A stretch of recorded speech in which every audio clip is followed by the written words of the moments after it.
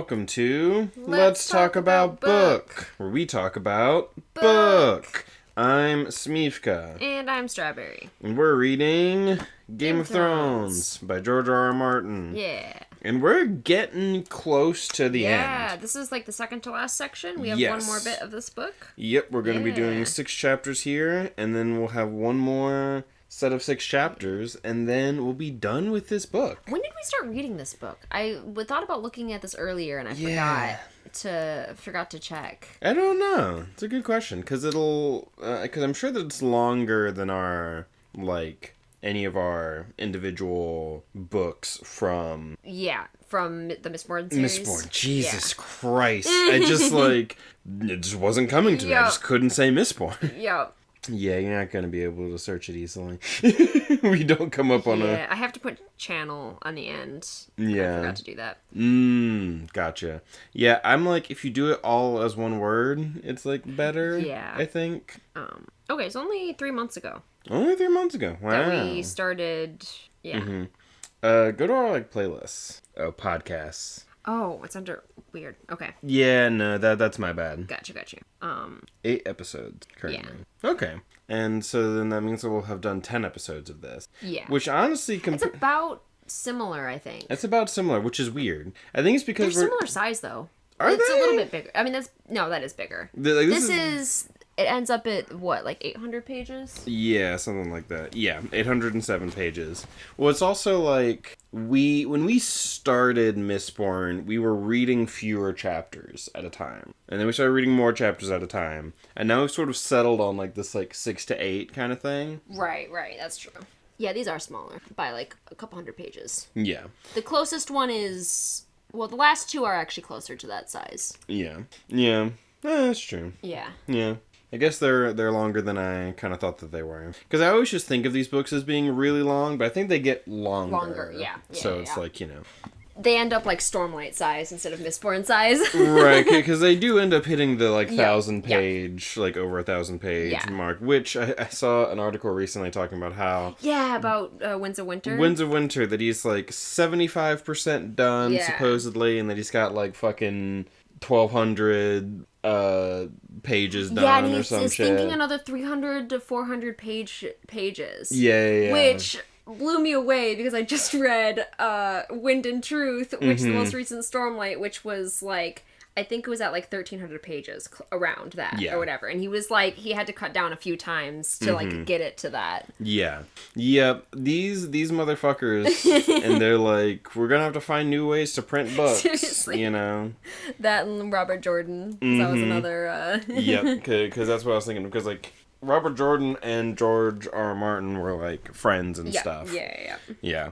So yeah. So yeah, we're almost done. We're really getting there, and we've got another 6 chapters, and it's very Dany heavy. Yep, yeah, it is. This whole bit. Yep, because we got 2 Dany chapters out of 6 in here, and then we're gonna have another 2 Dany chapters in the next section as well. It feels like a bit of setup for next book. Yeah. To focus on her a bit more and stuff, because this was mainly around the Starks and all of that, and with some flashes over to what Dany's up to. Yeah, but it was always just kind of and then Dany's and time would jump for Dany fairly significantly.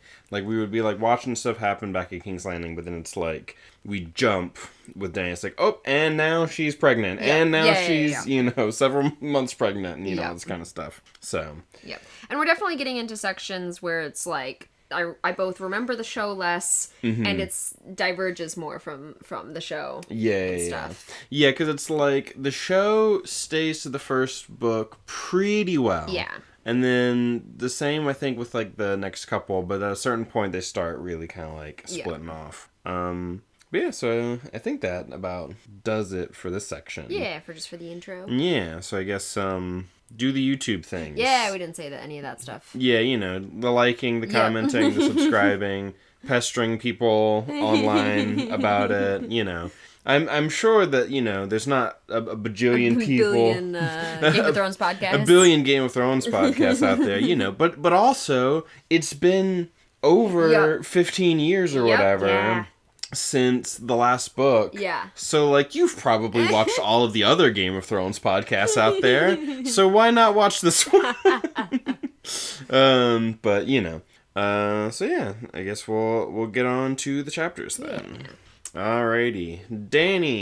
Daenerys, number whatever the fuck it is. Yeah.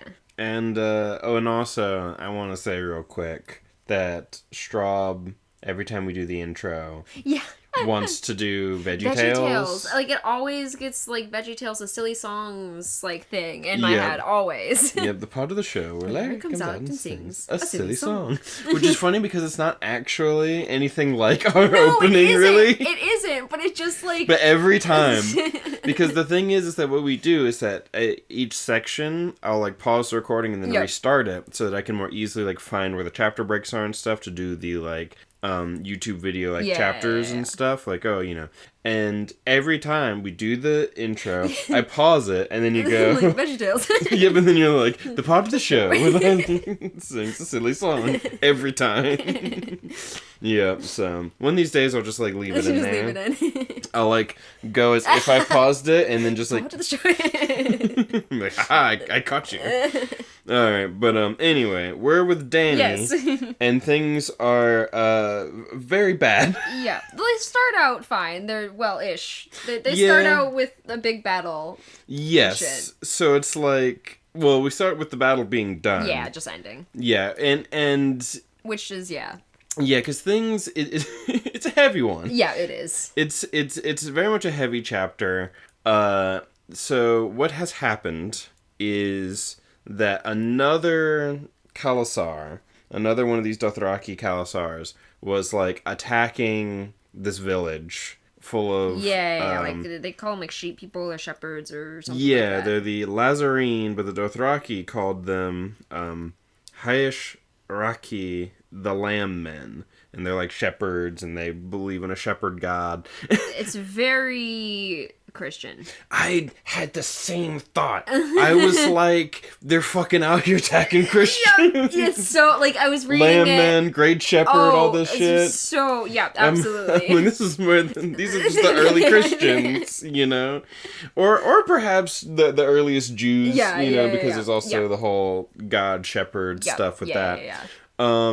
But yeah, so it was like my immediate. I had the same thought whenever I read this back in the day, because you don't really get that so much in the show. Yeah. That sort of like focus on that part of the Lazarene and also Lazarene, like, because that was the other thing I was gonna say. Sounds like Lazarus. Yeah, absolutely, and I think there's another. Another thing that it's similar to. Yeah. But yeah, so it's like this other Khalasar had been like attacking the Lazarene, and then so it comes from like Nazareth, like it comes from Nazarene. It's the same. It's Christian. Gotcha. Yeah. Jesus of Nazareth. Yeah. That's why. Yeah. Gotcha. But as these guys were being attacked, Khal Drogo and his group comes upon them, fights them. And they're like, we're saved! And they're not. Yeah, because there's a whole thing, it's like, some of them must have thought that they were being saved, only to find out that that's not really the case. Yeah. And of course, the Dothraki are treating them very poorly. Yeah. And Dany is really having a hard time with that. She, because she's been enjoying being... And she sees herself in all of them. She does. She really does. And it's like she's been with the Dothraki and things have been going well for her and she's been liking them, but now... Yeah. And she's been protected from the things about them that scared her the most. Yes. But now she actually has to kind of deal with the fact that, like, oh, this is a group of people who are all about war and brutality and all this sort of stuff, and so they're doing all these horrible things to the women of the Lazarene, and so she's like, stop it. And they're like, no, who are you to tell me shit, Yeah.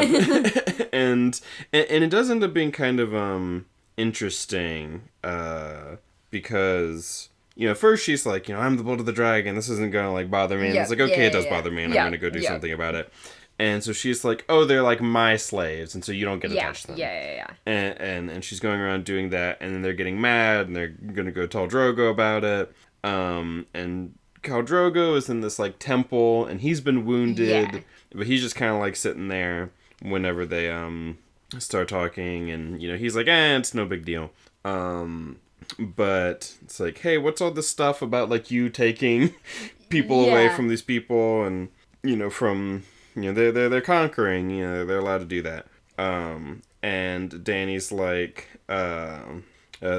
because they're talking, and Kotho, one of Khal Drogo's blood riders. Yeah, the one that doesn't like her very much, right? Yes, the one who's sort of most antagonistic towards her.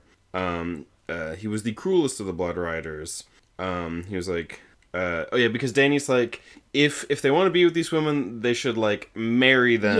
Yeah. And sort of all that. Which isn't really going to be, like... No, better. No. It's like, in some sense... It's like they would have, like, a position. Right, like some sort of social standing. But it's still just, like, it's not But she was protected by social standing, so, right. like, Exactly. It's like, it'd be very much like how she kind of ended up with this.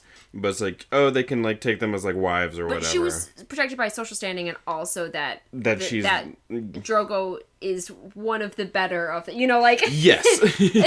Right. Like... And it's funny because, like... Kotho's, like, laughing at this, and he's like, does the horse breed with the sheep? Something in his tone reminded her of Viserys. The dragon feeds on horse and sheep alike. Khal Drogo smiled. See how fierce she grows? He's like, hell yeah. It's like, ooh, she got your ass. Yeah. You know what? Let's do it. Which is really funny. Yeah. But Khal Drogo, he's been hurt. Yeah. And, it's like, what are we gonna do? He's like, I'll walk it off. Yeah, he's like, I'll walk it off, and like, the others need to be, like, healed before me. Yeah. Which is interesting, because it's like, it's kind of like, we see him as, like, a leader, the way that he's like, have them be healed before me. It's both this kind of, like, kindness, generosity thing, but also, like, I'm tough, I can handle it, He's kind of putting on a brave face for the Khalasar as a whole. But Dany's like, no, you need to be, like, seen right now. And so they get Miri Maz-Dur, who's one of the women that, like, Dany saved earlier in the chapter. She's like a witch or something? Yeah, she is... she's like, I can help the great rider with his hurts. The speaker was one of the slaves she had claimed, the heavy, flat-nosed woman who had blessed her. The robes she wore had once been the lightest and finest of woolens, rich with embroidery, but now they are mud-caked and bloody and ripped. I have some small skill in the healing arts. And she says, I am God's wife of this temple, Magi, grunted Hago, one of the, other blood riders or whatever. And so they keep calling her Magi or Magi, Maegi. I feel like they call it, like, they say, like, Meiji or something in the audiobook. That would maybe make sense. Yeah. In my head, I've been reading it's just like Magi. That's how I would probably read it if... Yeah, Maegi. I might say Magi. Yeah, Magi. Yeah. Reading that. Yep. A Magi was a woman who lay with demons and participated in the blackest of sorceries, a vile thing, evil and soulless, who came to men in the dark of night and sucked life and strength from their bodies. And she's like, I'm a healer, and I know how to, like, help with babies and stuff like that. Where did you learn your healing? My mother was God's wife before me. She taught me all the songs and spells most pleasing to the great shepherd. When I was younger and more fair, I went in caravan to Ashai by the Shadow to learn from their mages. Ships from many lands come to Ashai, so I lingered long to study the healing ways of distant peoples. A maester from the Sunset Lands opened a body for me and showed me all the secrets that hide beneath the skin. And Jorah's like, whoa, a maester? Yeah. Marwyn, he named himself, the woman replied in the common tongue. He also, like, taught her how to, like, speak common and stuff. Gotcha. Yeah, from the sea, beyond the sea, the seven lands, he said, the Sunset Lands, where men are iron and dragons rule. He taught me this speech. Yep. A maester and a shy. What did this Marwyn wear on his neck? And she describes the maester's chains, and he's like, that's... like, that sounds like... That's true. Only a man trained in the citadel of Old Town wears such a chain, which I think is maybe our first kind of reference to that. Like, the maesters... like, place. Yeah, it's like, their sort of, like, center of operation is the citadel in Old Town. that's the college where maesters come from. And so they're like, all right, let's get y'all patched up. Because she's like, why are you doing this? Why would you want to help Khal Drogo? All men are one. All men are one flock, or so we are taught. Which again, yeah, is sort it's of like a lot of the and like the teaching and stuff is very very Christian-y. Yeah. Yep. And so she's like washing the wound, cleaning it, doesn't want it to fester. Khal Drogo's like, fine. And then Kotho's like, know this, wife of the Lamb God, harm the cow and you suffer the same. And so he's threatening her. Yeah. And then she's healing him up, putting like pasting his skin back together and tying him up, like with bandages and whatnot, made with like herbs and stuff. You must say the prayers I give you and keep the lambskin in place for 10 days and 10 nights. There will be fever and itching and a great scar when the healing is done. Drink neither wine nor the milk of the poppy. Pain you will have, but you must keep your body strong to fight the poison spirits. And then Dany's like, said something about birthing songs. Yeah. I've never lost a babe. And then Dany's like, you should, help me when it's time for me to give birth. And then, the others are like, remember, Magi, as the cow fares, so shall you. Yeah. So there's like this weird tension. Not weird. The tension's not necessarily weird. Yeah. They just don't trust her. They don't trust her, which makes sense. She was just conquered by them. Yeah. And so there's this whole sense of like, why would you want to help him? But yeah, she's like, nope. Yeah, but like the best way to have a good situation is to not just do like that. to like ingratiate yourself with them. Yeah. Like it's in her best interest to do, if this is your opportunity, like. Yep. Yep. So it's an interesting chapter because we really start to see Dany like rub up against the Dothraki culture. Yeah, because she's really been embracing it and like loving it so far. Yeah, because it's done a lot for her. Yeah, but it's now given her a lot of freedom. But now we see where it sort of like clashes with her. Yeah. And so like she's like having to sort of like, but she's got enough confidence to kind of throw her weight around as Khaleesi to like get this stuff done. And Khal Drogo's like on her side, but he's also now like injured and having to like recover and whatnot. So yeah, it's interesting. Yeah, and the culture's all about strength and stuff, so it's like immediately a bit dangerous. Yep. Mm-hmm.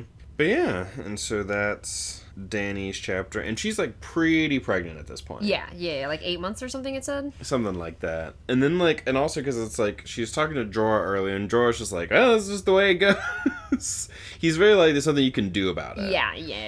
Like Dany wants to make things better and change things because she has like some power now, but Jorah's like, I don't think there's really much that you can like do. Right. Which I feel like says something about like the kind of person Jorah is. Yeah, I mean, as like a slaver and stuff, like that was like kind of his thing, right? Exactly. Yeah. It's just like, well, this is just the way things are. Right. So yeah, and that's interesting. But Jorah's also, he's been like kind of he's wearing like Dothraki style clothes and stuff. Yeah. But he has armor, right? He has armor, and he like wore armor in the fight, and there's a whole thing about like the Dothraki like making fun of him for wearing armor. And like mocking him, and then he like fights some of them and kills them, and it's like a whole thing. Because like Jorah, he can actually fight, and having armor is nice. Yeah. It's nice and helpful for surviving battles. If Khal Drogo had armor, it would have been a different story. Right. So yep. Or if he listened. Right, exactly. yeah. Like it seems very much like that. Probably would have made it if he would have. Yeah, if he would have followed the instructions. Yeah, could be. Yeah. We ready for the next chapter? Yeah. And then we move on to Tyrion. Yeah. And this chapter is the longest one. Yep. That's in the section, but also a good bit of it is like the battle. Yeah, which. Like, I'll say, like, just, like, the experience reading it, or whatever, like, when I was, like, listening to the audiobook at work, and it was, this whole bit was, really good. Like, I liked the whole battle setup, like, following Tyrion and everything. It was yeah. It was good. Because I do remember, like, in the show... Yeah, because in the show, it gets handled very differently. Yeah, he, like, just gets knocked out, and it's kind of, like... He gets, like, immediately knocked out, and just, like, we just skip the fight. Yeah. Which is, like, a bit of a shame, because Tyrion actually, like, does surprisingly well during this battle. And I like the strategy in this battle, too, because there's, like, a lot talking about, like, he's supposed to keep them from, like, the river, so he's supposed to, like, keep that in mind, and, like... right. Like, push up or whatever, and, like... Because he has them in, like, a dangerous area. Basically, he's putting all of his, like... his weakest people on that side in order so that they can punch through and then, like, wrap around and, like, take care of them. Right, because it's, like, so that Robb's forces will, like, push through on that side, so then they'll be up against the river, and then the rest of the army can just, like... Can crunch in. Can just, like, crunch in and drive them against the river. Yeah. But Which that stuff is always... I like being able to, like, visualize that and piece that together. Yeah, I feel like that's something that, like, that doesn't, like, stick with me as much. A lot of the, like, tactical kind of stuff. Like, the war bits of these books... don't stick in my memory as much after I read them. I like maps and geography. Yeah. Like, in general. And I'm bad to not, like, look at the maps and stuff. Yeah, it tends to... Like, I didn't look at the map for this, because, like, I didn't necessarily need it, because, like, it was pretty laid out. It's just the river on the one side, and then wide open, you know, like... And going back through over this, it's, like, it is pretty, like, easy to follow. Yeah.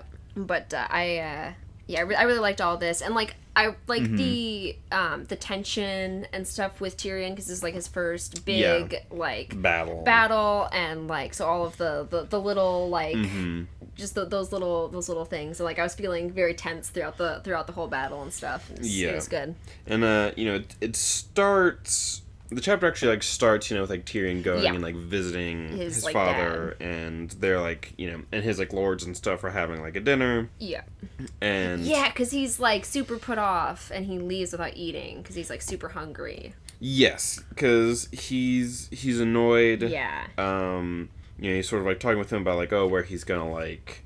be in this battle and whatnot, and, you know, Tyrion and Tywin are always, like, jabbing each other, you know? They're always hitting each other with jabs.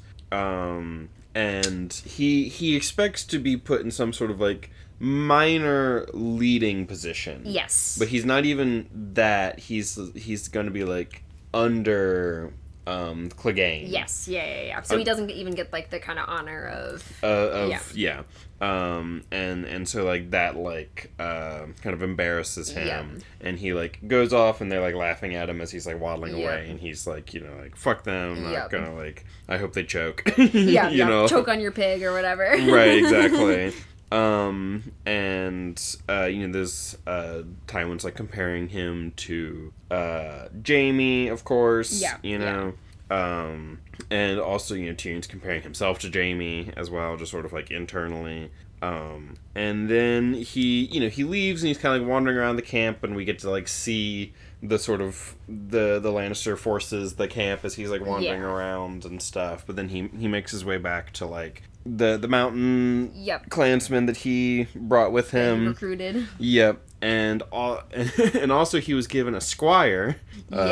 Podrick Payne, who is a distant cousin to Sir Ilan Payne, the executioner. Right. Which will be important. You know. That's the Hound, right? No. No, which is... There's too many of them. There's so many names. So, Ilan Payne is the executioner. He's the executioner. He doesn't have a tongue. He doesn't have a tongue. But doesn't he have another name? No. Another thing that he's called? I mean, he's sometimes called, like, the King's Justice or whatever. Got you. But he doesn't have any other name like that. Because the Hound... Oh, maybe it was because Joffrey called him Dog. Maybe. Or something. Yeah, maybe called him that at some point. Because that sounds like a Joffrey thing to do. Yeah. Yeah, because it's like... I mix up... There's a bunch of knights... Specifically, the knights, I cannot keep any of them straight. None of them have been able to stick in my head, unfortunately. Like, Clegane and then, like, that. Yeah. Him and Ilan Payne and, like, 4 or 5 others, unfortunately, have all blended together to be one annoying knight. Yes. So the Cleganes, there's Gregor and Sandor. Right. And I believe Gregor is the mountain. and Sandor is the Hound. Got you. Because they're both crazy, but one's the crazier. Yes, because Gregor is the mountain that rides, and he's awful and shitty and is out and about causing trouble all the time, while the Hound has his face burned from his older brother. Got you. And he's the one who's... I guess I was just, like, mixing that up with the no tongue. Yeah. Because I think it's Sandor Clegane is the one who is the Hound, and he's, like, Joffrey's, like, personal, like, bodyguard. Got you. I guess that's who I was thinking of. Yeah, and he's now one of the, like, White Cloaks. Right. I guess maybe that's why I made him the executioner. Yeah, he's now one of the, like, Kingsguard for Joffrey, and he's, like, you know, because he's not technically a knight. Right. He doesn't have the Sir title, and he's like, you know, I don't want to be a knight. Yeah, and they were bullshit. pissed off that, yeah. Yeah, because he's like, I'm not taking the vow or whatever. Yeah. Yeah. And so Sir Illanpane with the no tongue, and there's the executioner, his cousin is Podrick, and it's just this boy that, Tyrion's been saddled with. Got you. And Tyrion made him stick his tongue out to show that he had a tongue. Right. One of these days I'm going to keep these all... Yeah. Yep. I'm gonna need to do like a Game of Thrones quiz. Yes. I love trivia and like quizzes and stuff like that, and so then I'll do a little study, a quick study, and then do some quizzes, and I'll be good. I mean, part of the reason why I know a bunch of these like names and stuff is because of watching like theory videos and stuff, and so like certain things stick with me more. Yeah. And then I'll be like reading back through, and I'm like, who the fuck are any of these people? Yeah.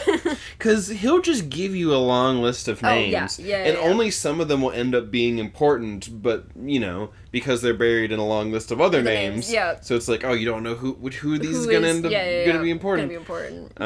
Yeah.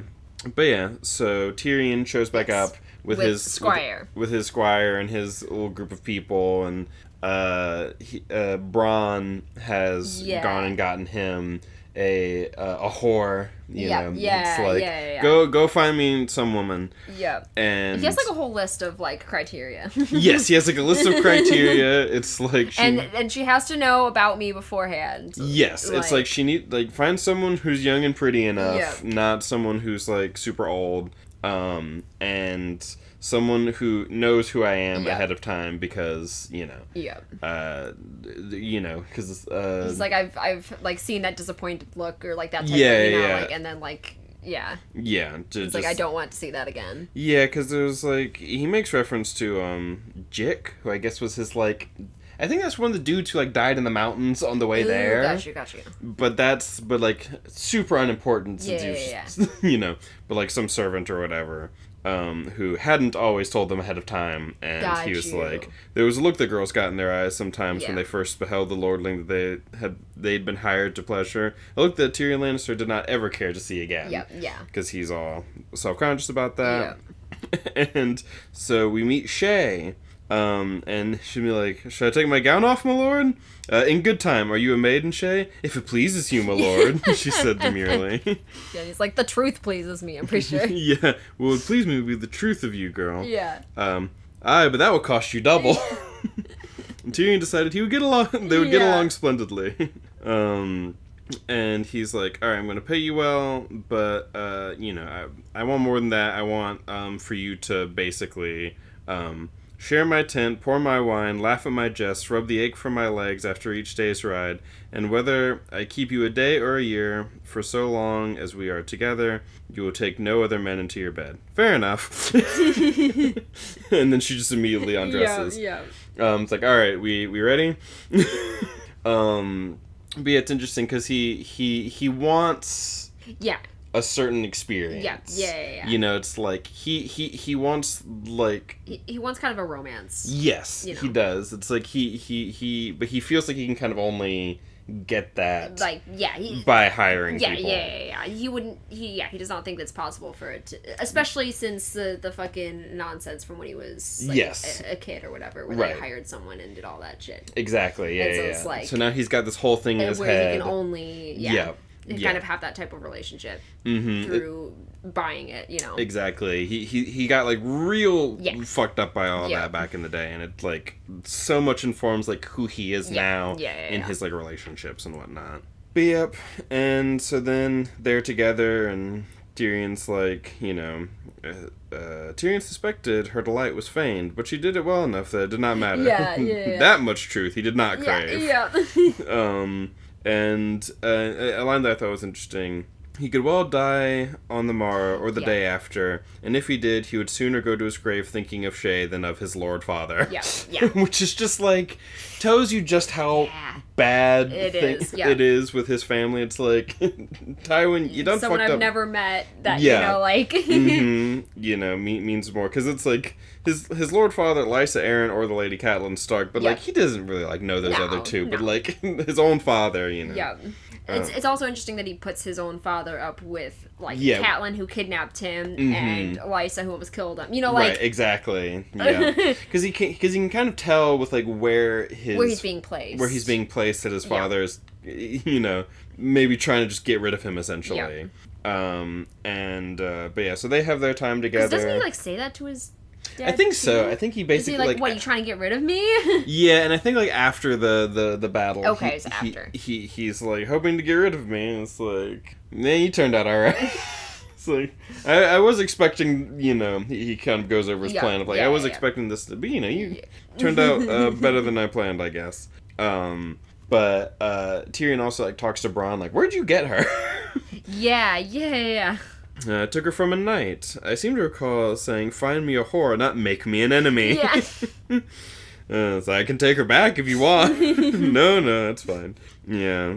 Just like, tell me who I need to be wary of. Yep. It's like, I don't want to be standing next to that guy during the fight. And Bronn's like, you'll have me beside you in the battle.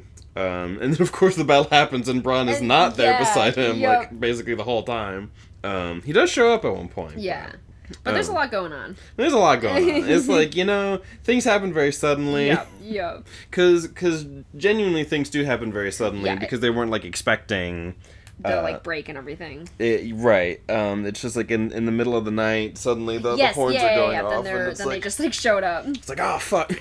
And there's a whole thing about, like, Tyrion having, like, mismatched armor, just sort of like bits and pieces taken from things, because like his armor is at King's Landing, and so he just has to like find some stuff that barely fits. Yes, it's like he has to find bits and pieces to fit him because of the way his body is. A normal bit of armor, like a normal full suit of armor isn't gonna like fit him properly, but he does. I think it's. He has like the breastplate from something. He has like an oversized helmet, and then like some like greaves from something, and some like something else. Yep. Tyrion owned a fine suit of heavy plate, expertly crafted to fit his misshapen body. Alas, it was safe at Casterly Rock, and he was not. Yeah. Yeah, because Casterly Rock... Yeah, it's not King's Landing, Casterly Rock. It's where the Lannisters are sort of like... That's their place. Like how the Starks have Winterfell, they have Casterly Rock. Yeah, I mix it up because they like have King's Landing right now. Yes, so right. It's like, the Lannisters' home. Oh, no, the other Lannisters' home. Right, exactly. Yeah. But yeah, and Tyrion, he gets all fitted up. He's on a horse. He's got an axe and a shield and all that, and a pointy helmet. And a pointy helmet, which will be very important when he headbutts a horse from underneath with his helmet spike and kills it, and it falls over on like a knight, because the knight's trying to like get him to surrender, and then he like kills the knight's horse and it falls on the knight, and he's like, no, you surrender. And the guy's like, okay. I wonder why they didn't do that in the show. Yeah, because it's like, it's such a good, because that's like one of the few things that I remember is like Tyrion fucking standing up and like impaling a horse with his helmet. It's such a good little like scene, but instead it's like, we don't have the budget for this battle or whatever. It'd be too hard to do this battle, so we'll just have him get knocked out. That fits for Tyrion. Like, this isn't a huge battle. This is like a small, like... Yeah, this is a pretty small battle. And the thing is that, like, it's so... Because, like, Tyrion actually does well here. Yeah. Like, he's able to, like, hold his own for a little bit. You know, he does fine. And he was in a scenario that was, like, kind of supposed to get him killed, you know, like... Yep, but he's able to survive anyway, so it's, like, it's such a nice moment for Tyrion to actually, like, survive this fight and, like, be a part of it, and, like... Because, like, Tyrion, he just is better than people expect of him. I feel like even if they didn't do that, they should have at least given him his spiky helmet, and then after the battle, have the spike, like, be partially broken off, and then, like, covered in blood. Yeah, it's like... You know, and then, like, you can talk about it. Right, because we could still, like, have them, like, charging off to battle, and then cut to something else, so whenever we come back, the battle's over, and he's then, like, all, they're, like, talking, like, people are joking about it, talk about it later, or whatever. Right, exactly. Can you believe what he did, you know, like... Right, you know, you just come back, and he's got, like, the blood, and he's with Bran, and, you know, because I think someone asked, like, where the spike on his helmet went, and he's like, I know exactly where it is. Yep. You know, we could have just had him, like, where'd you go? It's like, oh, it's since some knight's horse. Exactly. Like, that's a great... that would be a good line for that and everything. Yeah, but yeah, so he survives, and they're like, haha, we did it. We won this battle. It's great. Oh, and we also get, like... Yeah, and they were looking for Rob the whole time. I, like, tried 3 times. I'm like, Rob. Like, it was like... I could see it. I could see it on your face. You were like, you got there. You got Rob. You did it. I said it right the first time, and then that startled me. I was like, I never knew that. Yeah, so we get, like, an account of, like, who all survived. Which of the, like, mountain clansmen survived and whatnot. And we learn that some people have been taken captive or whatever. My liege, we have taken some of their commanders, Lord Kerwin, Sir Wylus Manderley, Harry and Karstark, Forfrays, Lord Hornwood is dead, and I fear Roose Bolton has escaped us. And creepy old Roose Bolton weaseled his way out of this one. And the boy... and then the guy's talking to, like, kind of hesitates. It's like, the Stark boy was not with them, my lord. Because earlier, Tywin's like, the Stark boy proved more cautious than I expected for one of his years, but a victory is a victory. And talks about how... Because they expected Rob to go into that, like, break that they were trying to force on the left. Like, yes. On that river. Yes, I put the least disciplined men on the left, yes. I anticipated they would break. Robb Stark is a green boy, more like to be brave than wise. I'd hoped that if he saw our left collapse, he might plunge into the gap, eager for a rout. Once he was fully committed, Sir Kevin's pikes would wheel and take him in the flank, driving him into the river, while I brought up the reserve. And you thought it best to place me in the midst of this carnage. Yet keep me ignorant of your plans. I'm not inclined to trust my plans to a man who consorts with sellswords and savages. I pity my savages ruined your dance. But yeah, and then it turns out that he wasn't even there. The Stark boy was not with them, my lord. They say he crossed at the Twins with the great part of his horse, riding hard for River Run. A green boy, Tyrion remembered, more like to be brave than wise. He would have laughed if he hadn't hurt so much. Yep. So yeah, I like that little bit there of just a bit at the end where it's like, nope, Tywin got fucking outsmarted by this 14-year-old. Which we were talking about the ages of these characters, because like I found, like, because I was looking up their ages and then I found like a little article that was like, because I'm still stuck on Rickon. He's just too it's just not right. Rickon is especially like it becomes like especially obvious with Rickon, but like someone had like an article that's like all of George R. R. Martin's children are 3 years too young or whatever. Like, yes, absolutely. Like every single one of them are written like as though they were like about 3 years older. Like, you can tell he doesn't have kids. Like it's or like right. I've been around too many 3-year-olds to like really the age of the children in the show just like fits better. It just fits better for how they're like written in here. If Rickon starts at like 5 or 6, perfect. Like that's that makes sense. Yep. So that's Tyrion's chapter. Because with a 3-year-old, you just pick him up. You literally throw him on like a backpack. Right. You can just carry him around. There's not much they can do. But yeah, so that's Tyrion's chapter. Is there anything else? No, No, I don't think so. Yeah. Yep. A good chapter, though. I really enjoyed it, like, when I was reading it and such. This chapter, and then actually this whole section. Yeah. But, it's like, stuff's really, really happened in this section. Yeah. It really is just such a shame, because, like, it is such a good chapter, and, like, I love getting... Because we do get a good... Because, like, in the show, there's, like, good scenes between, like, Tyrion and Tywin. Yeah. But we don't get, like, the battle and stuff. Yep.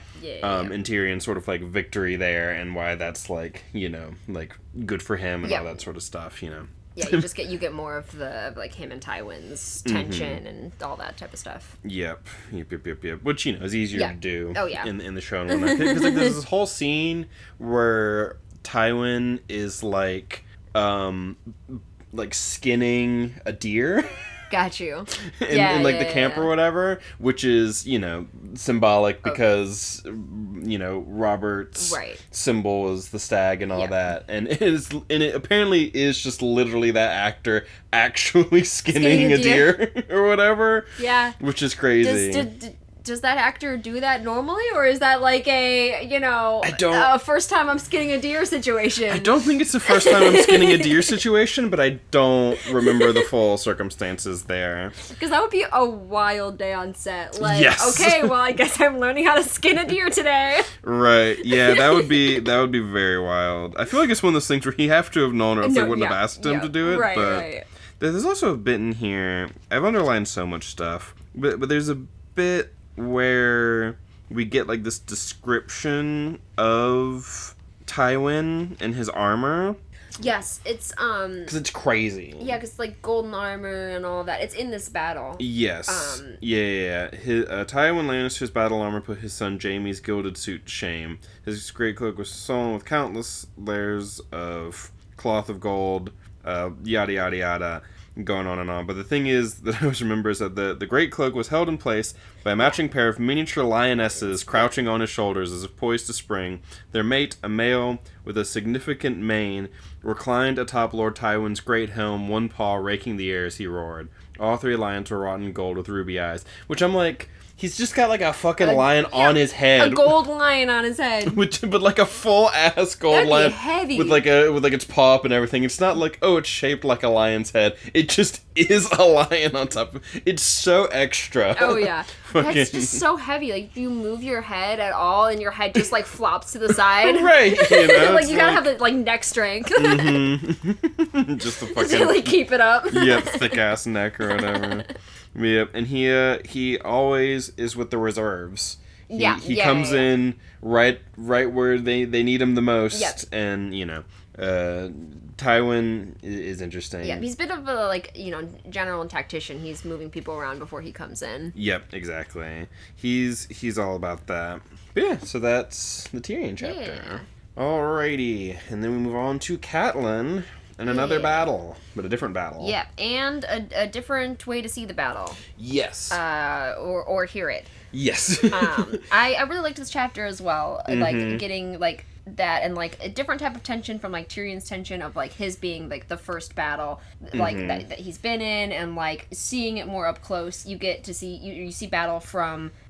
like the loved ones, like from Catelyn, who has never like really been in a battle, but she's waded through tons of battle for her loved ones and stuff, and so it's like that similar type of like tension, just from a different. Yeah, we get these like passages where she's, you know, talking, or she's thinking about like how much she's waited for people, you know, like, the waiting for her father and her brother, and for. Brandon, who was going to marry her, but then it was Ned. Names. There's so many names. Yep. And it's also like Ned is also half the time called Eddard. Yes, it's true. But yeah, and so she's like, I feel like she more often calls him Eddard. Yes, than Ned. Yeah, because it's like Ned was very much what like Rob called him, but I feel like we get a lot of like Eddard from other people. Yeah. But yeah, and she's, like, worrying about Rob, of course, because Rob's going to be going off to battle and whatnot. And she's, as always, anytime we're in Catelyn's perspective, it's always about how much Rob is growing up, but also still her little boy and all this kind of stuff, you know. This chapter It's chapters like these where I like Catelyn a lot more. Yes, right. When Catelyn's not out there causing fucking international incidents, causing this whole war to happen, she's just a mother who cares about her children. Exactly. Some more than others, but and we get a lot of stuff talking about how many men do they have and whatnot, and they're like, they don't know that we're here. Yeah. We've any birds that were coming to them to like deliver a message, we shot down. Yeah. Any people there, so we met. And we like rode super hard to like make sure we get here before anything else. Yeah.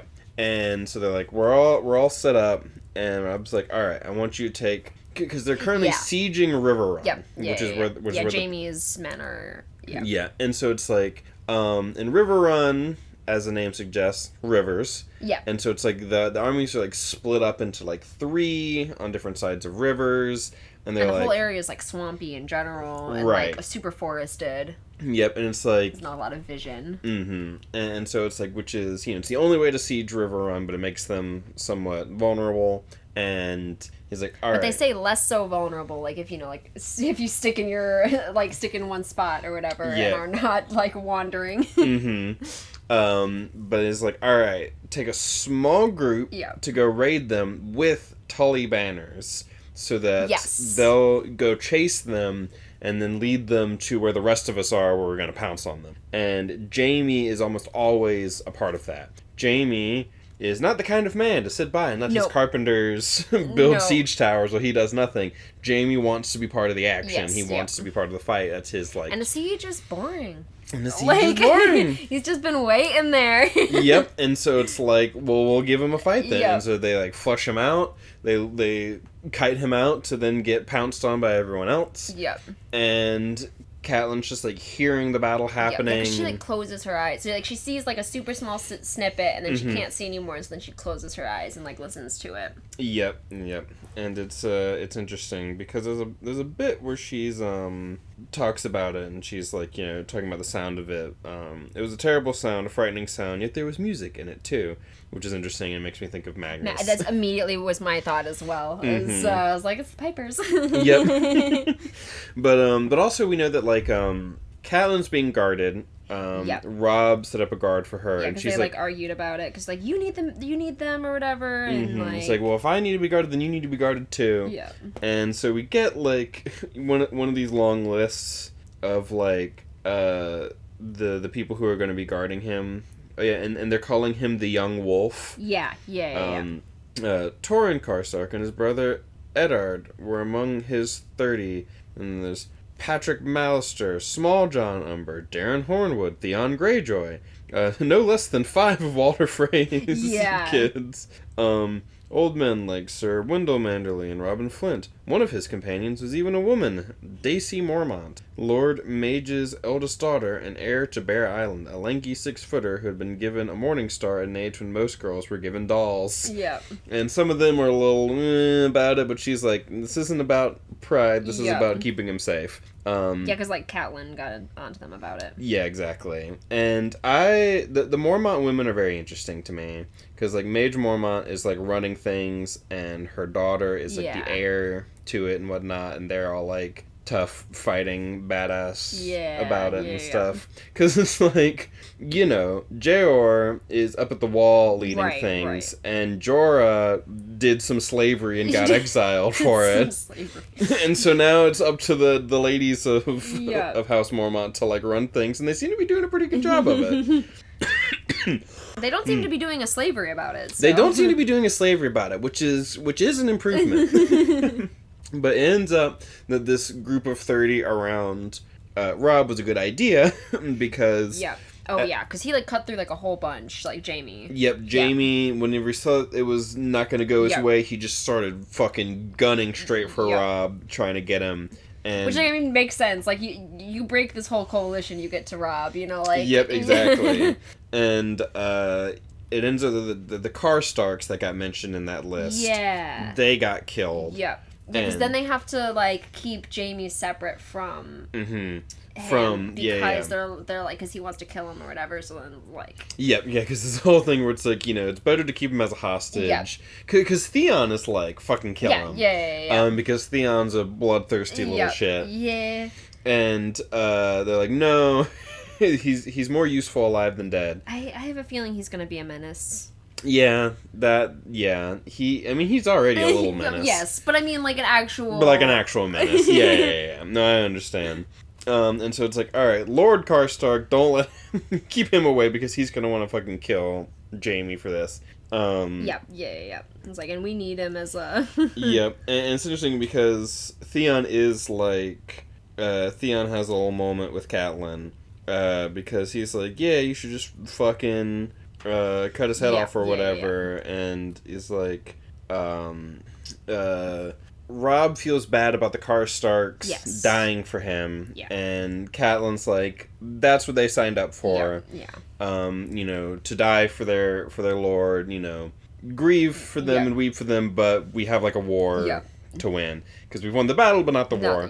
And Theon's like, yeah, but it was a really good battle that we won, and it's just like, we got, like, 3 other Lannisters, you know, Tywin's, like, fucking nephews or some shit. You know, his, like, brother's kids and his dead brother's kids. I think it's, like, his sister's children and his dead brother's child or something like that. Which I think is maybe our first, reference. Yeah, Lord Tywin's old nephews, 2 of his sister's sons, and 1 of his dead brothers. So we get, like, because we know that Kevin, who you can't stand that he's just named Kevin. It's not allowed. Because it's Kevan, so maybe it's Kevan or something, but it's Kevin. But it's not allowed. Yeah, because it's just Kevin. It's all Kevin Lannister. Which is so funny. Because, like, everyone else, I imagine, in their proper clothing, but Kevin is in modern day, like, a polo shirt and khakis. Yeah. And then there's Kevin. Exactly. Oh, that's great. But this is maybe the first time we get reference to Tywin having a sister. Got you. He has a sister, he has a brother that we already know about. There's so many Lannisters. And then he also has, like, a dead brother. So that's interesting. And it's like, yeah, we got all these guys, and Catelyn's like, and Lord Tywin? Have you perchance taken Lord Tywin, Theon? No, great answer, brought up short. Until you do, this war is far from done. Yeah. Got him. And it's like, that's the condition. And they bring Jaime up. This was like a little bit before this, but it's like they've got him captured, and he's like being a little shit. It's like, my lady, I would give you my sword, but I've mislaid it. It's like he mislaid his sword in Eddard Karstark's neck. Yeah, all the time he was shouting for me if they hadn't tried to stop him. Yeah, that would be terrifying. Oh, this poor kid. Like, because, like, Jaime's a bit older. Yeah. And, like, imagine this, like, fully grown, like, warrior adult. And just, like, you know, making a beeline through people who are supposed to guard you, yelling your name to get to you, you know? Right. I always forget what the, like, Lannister... Because, like, they're twins. Like, him and Cersei. Like, I'm thinking of probably, like, 20s. Yeah. Like, mid-20s, mid to late. Yeah. Let me see. 31. 31, according to this. I'm gonna... Because it's the fucking Google AI shit. So I'm like, are you getting this from the right place? Are you thinking of... Is that what they are in the show? Perhaps, you know? You want to know what's annoying about... See, like, there's a wiki of Ice and Fire, which is very good. Yeah.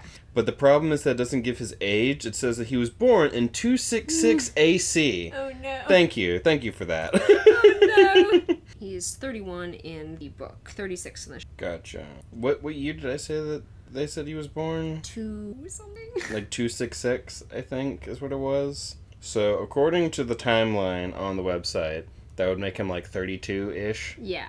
Yeah. Yeah, so I put in book 1. Yeah. So. Yeah, so he's like 31 or 32. Yeah. He's something like that. Which means that he's like twice Rob's age. Oh, yeah. Like, more than twice Rob's age. A fully grown... A fully adult man. Yeah. Coming at with you. With a sword and armor, just, like... And someone who's known to be one of the best swordsmen in the land. That's terrifying. Yeah. It's kind of crazy. Like, it would be crazy seeing it from Rob's perspective, because that's, like, you know, terrifying. Oh, but yeah. it kind of, like, seeing him from outside makes him... more of a, like, almost mythical figure, because, like, if you kind of get his internal, like, how scared, you know, like, he becomes more human. It's true. I feel like that's a big thing with Robb. Yeah. You know, like, Robb, they call him the young wolf. Yeah. And it's like, because he comes out of this battle completely unscathed. Yeah, and you're seeing him from, like, almost the legends that, you know, people can kind of make from that. Because we get this description of him, at one point... Catelyn sees especially him, like a boy lord, you know, like a young, you know, like the boy king, you know? like all like kind of stacks on each other, right? Because it's like we have this scene at one point where Catelyn's like, you know, they put he's up on his horse and he puts the helmet on, and suddenly he looks, suddenly, you know, this knight is sitting there where her son used to be, and then like whenever he comes back, his like shield is all, like, beat the fuck up, but he's uninjured, but he has blood on him, but he's like, it's not my blood, it's... Yep, and it's really, like, sad, like, hearing him, like, talk about it, because he's, like, having a hard time, he's like, it's not mine, it's... And he's really, like, kind of stuttering through it, but, like, trying to, like, also be like, no, this is okay, like, this is, like... Yeah, because it's, like, and show confidence and not, you know, be weak in front of... Because it's, like, the two Karstarks, like I mentioned, he's like, it's Torrens, or maybe so... It's not mine. Yeah, you know, it's just, like... Yeah, this poor kid. Yeah. But yeah, and so that's... I just want to give all these kiddos a big hug. Yep.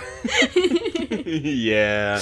They need it. Yeah. They really all do. But yeah, so that's Catelyn's chapter. Yeah, very good chapter. I really liked it. Mm-hmm. Anything else? No, I don't think so. Alrighty. And then we're back with Dany. Yeah. And shit's really going down with Dany. There's lots of magic happening in this bit. There's lots of magic. This is perhaps our most magical chapter, this book. Yeah, like explicitly like magical thing that like we see and stuff happening. Right, because it's like we get a little bit of like, ooh, there's maybe other some... than like the White Walkers. Yeah, because it's like we see like the White Walkers and they've got magic shit going on, but like we right hear at the about very so beginning. much other like magic shit, like with like the Children of the Forest and stuff. And, Yeah. And also it's like, you know, Bran starts having raven dreams and stuff, but that's towards the end of this whole section and whatnot. But yeah, it's like this is sort of like the most like explicit magic that we can see.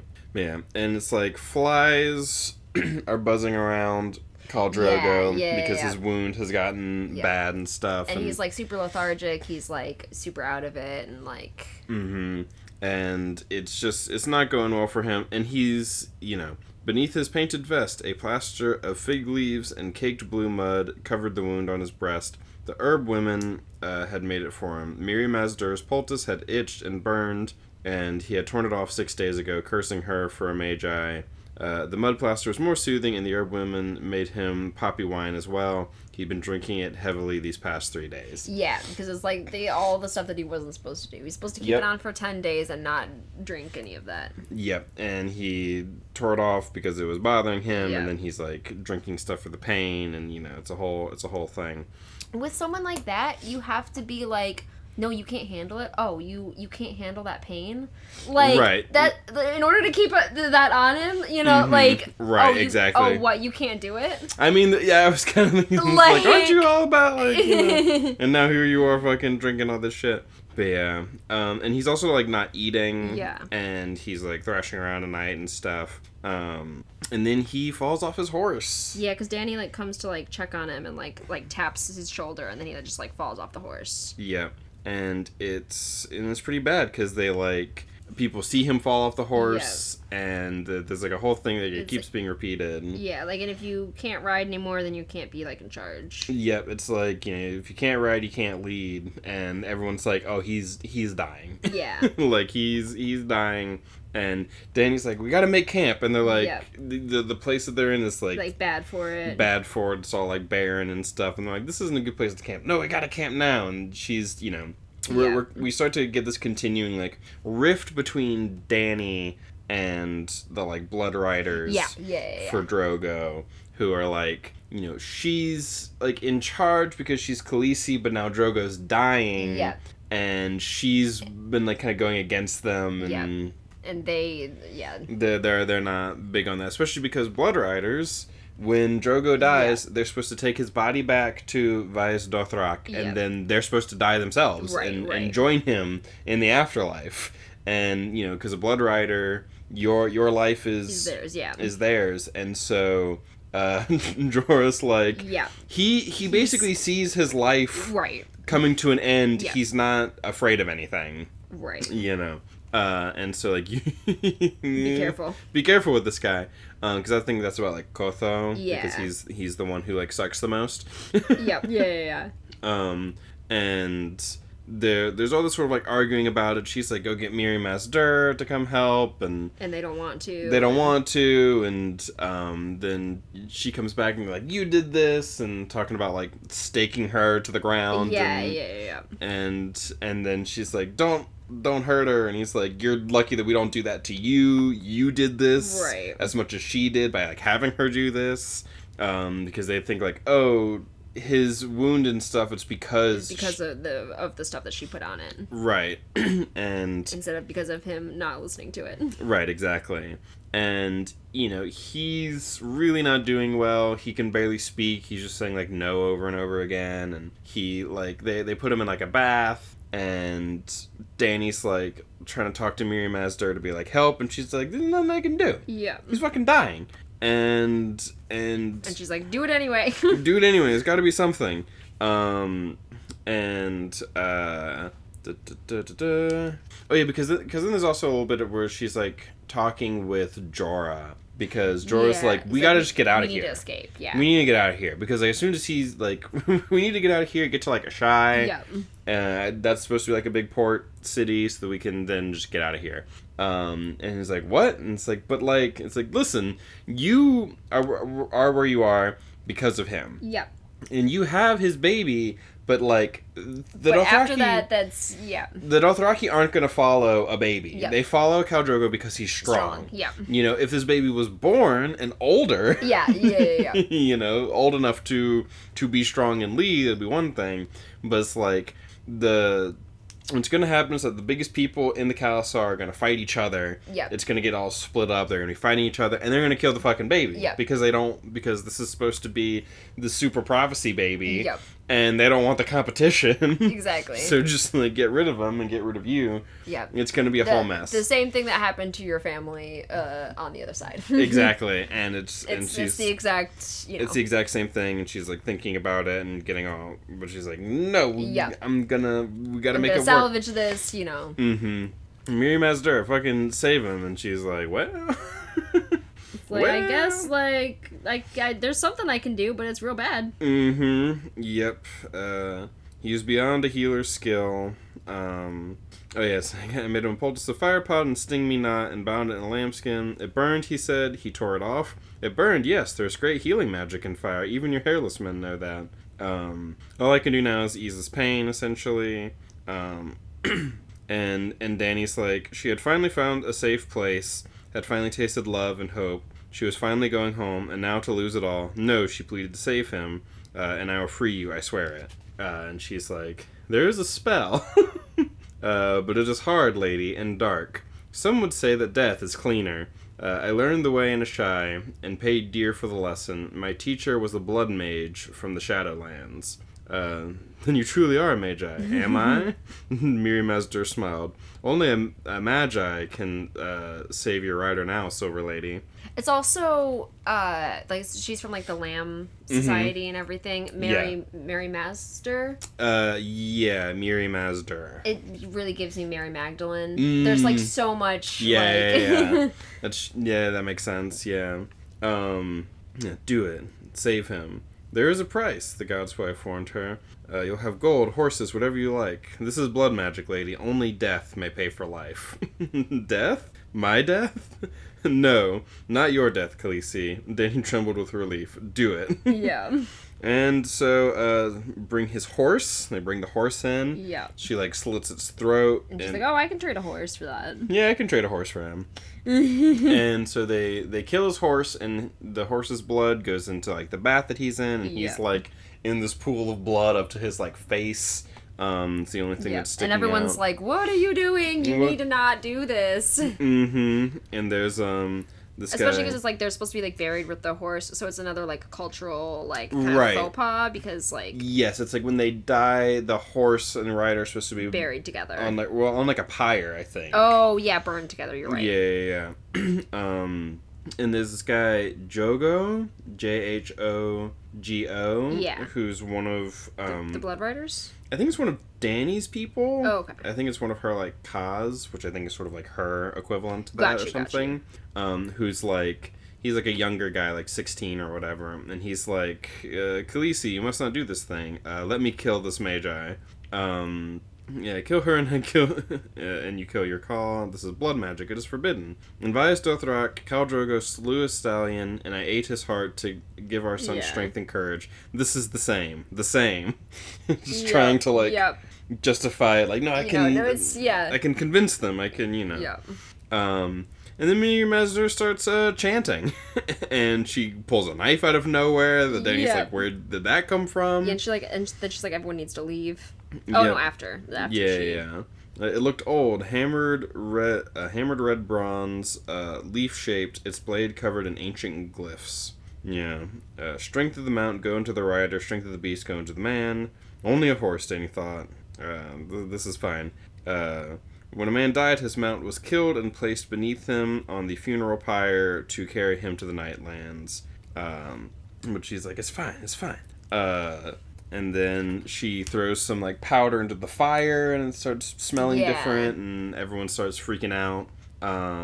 And they all leave, and she's like, you should leave too. She's like, no, I'm gonna stay. I gotta stay with him. And it's like, nope, you gotta go. Once I begin to sing, no one must enter this tent. My song will wake powers old and dark. The dead will dance here this night. No living man must look on. And she's like, well, in that case, I guess... I guess I'll go. I guess I'll go. No one will enter.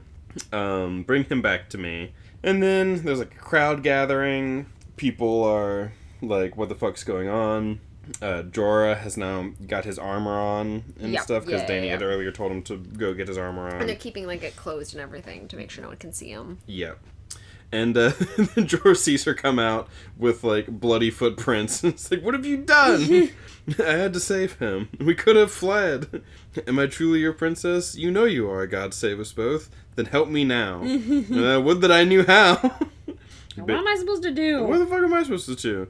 But yeah, the tent was aglow with the light of braziers within. Through the blood-spattered sand silk, she glimpsed shadows moving. Mirri Maz Duur was dancing, and not alone. Yeah. And it's just, like, straight up, we've just got, like, shadow people dancing inside. Yep. One of them's, like, a wolf. One of them's, like, a man wreathed in flame. It's just, like... Yeah, crazy. Crazy shit. She's singing crazy songs that sound weird, and you sound like a funeral dirge or whatever. And... everyone's like, this is bad. Kotho's like, I'm gonna kill this motherfucker. And she's like, no, stop. Kill him. And Kotho, like, kills this one guy. Like, there's these two people who are, like, guarding the tent. Kotho kills one of them. And then Jorah fights Kotho.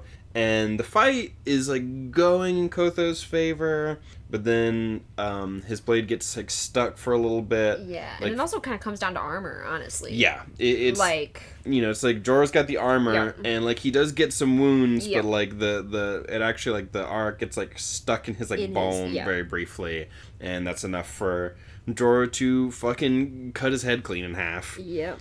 And then that's kind of that. Like, all this, like, fighting breaks out. And then Dany starts going into labor. And... yeah. It's just, like, pandemonium. Yep. Yeah. Everyone's fighting. Dany's going into labor. Yeah. I think someone threw a rock and it hit her at some point or something. Yeah. You know, just madness. And... honestly, I thought her baby was dying, and not that she was going into labor. Yeah. But maybe I was incorrect. In how I read it. I mean, because they're, like, you know, it's just... I think I read it, like, incorrectly, and I was like, oh, like, the price is coming from the baby, or whatever. Yeah. And so then, like, I thought that that's what was happening. And so then I was a little bit confused as to why she was so worried about going into the tent, because it was already, you know, like, but, so... that makes more sense. Because it's just sort of described as her, like, she's just got, like, pain, which I think is just supposed to be, like, the contractions, you know, her, like, water broke and stuff. Yeah, I think I was just so focused on, like, the magic dancing shit that, like, I was like, oh. Mm-hmm. Yeah, because it's like, come here, fetch the birthing women. They will not come. They say she is accursed. They will come, or I'll have their heads. Dorea wept. They are gone, my lord. And then they're like, oh, the Magi, we'll bring her to her. And Dany wants to say, like, no. But, like, But they, like, carry her into the tent. Yeah. And then that's the end of that chapter. Everything goes wrong for Dany, like, all at once. Yeah. Dany tries to do the right thing, but it all goes to shit. Yeah. Which is very unfortunate. You're like... You just want nice things for Dany, and nice things don't tend to happen to Dany. And so that's Dany's chapter. Anything else? No. Yeah. But we get our first, like, kind of like big magical stuff, because it's like even like the White Walkers, they're like a magical creature. And here we get to see, like, people doing magic. Yeah, spells, like, that actual type of, you know. And it's real-ass magic. There are shadows dancing in there that should not be there. Yeah. And it's pretty wild. And so that's the end of that. Then we move on to Arya. Speaking of bad things happening. Yeah, poor Arya. Poor everyone, yeah. But yeah, Arya's out here fucking hunting down pigeons with her wooden sword. She's like, you know, going to where, like, the bakeries are, because the pigeons eat the crumbs, and she's, you know, killing them with her little wooden sword. And I was just thinking, like Sansa would not be able to survive in this, you know, similar. But then I was also thinking, but Arya would not be able to survive in Sansa's... In Sansa's, you know, scenario, yeah. So I was like... Yeah, and we get an interesting little, like, bit of that, because it's like... Arya is surviving out here on the streets, and she's, like, watching the gates, and she's, you know... She's trying to, like, figure out, like, how she can get out, and, like... And all this sort of stuff. But the whole place is, like, locked down. It's all locked down. The Lannisters aren't, like, letting people in and out that easily. Like, searching carts and stuff. Yep. And the, like, ship that they were supposed to leave on is, like, still there. Yeah, she just finds out about that and goes to, like, check it out. Yeah, but then also she sees that some of the, like, supposed to be, like, Stark men, like, wearing the like, Stark clothes or whatever, she doesn't recognize. Even though she, like, knows all the people that work for her dad, and so there's, like, a whole bit with that. Yeah, so she's like, oh, it's a trap. And then they, like, think that she's a boy, and then she's, like, goes with it, and then it's just, like, runs off once they tell her to go. Right. And so it's this whole thing, and then the bells start ringing, which they had rung before for the king's death. Yeah, like all day or something. Yeah, or all night. All day and all night they were, like, ringing, and it was like all the bells, but now it's just like one set of bells are ringing. It's the summoning bell, and it's because it's time for the execution. Time for it was just supposed to be... Right, yeah, time for the hand for Ned to confess and be forgiven, but instead Joffrey goes, what if actually I was the worst? What if I was the worst? What if I killed him because misogyny? Yeah. Basically. Mm-hmm. They have the tender hearts of women, but I will not allow treason. So just fucking kill him.